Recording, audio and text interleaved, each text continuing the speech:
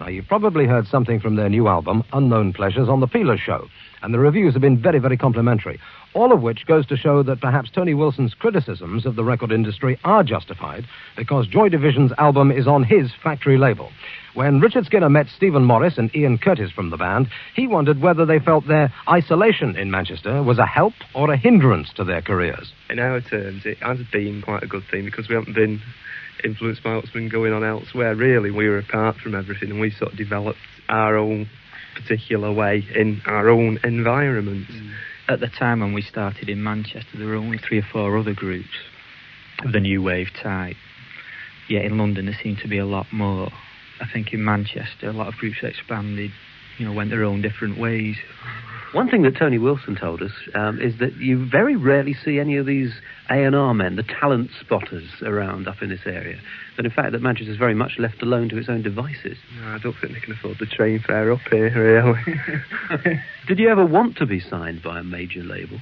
Yeah, when we started, when you start in a band, it's everybody's wild ambition to be the next Beatles or something like that. But the longer you keep at it, the less naive you become, and you realise that there's a bit more to it than that. I don't think that would really bother me. I'm not really interested in record company, the A&R man. Sniffing around your door, we've read something about these chaps somewhere, let's check them out. We changed a lot initially when we started playing. We couldn't really play, to be honest. Well, we've all got to learn, haven't we? Yeah, it was very loose and just a bit of a fun thing, we're in a group, we're playing, and it was about August 1977, I think, when we really started getting our own particular way.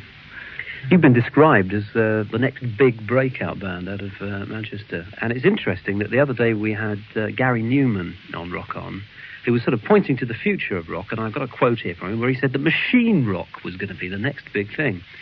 Now, there's a certain influence I can see of maybe Velvet Underground or Kraftwerk or something in some of your music. Is that what you're consciously doing at the moment? No. Good. Tell us what it is. Well, first of all due respect to Gary Newman,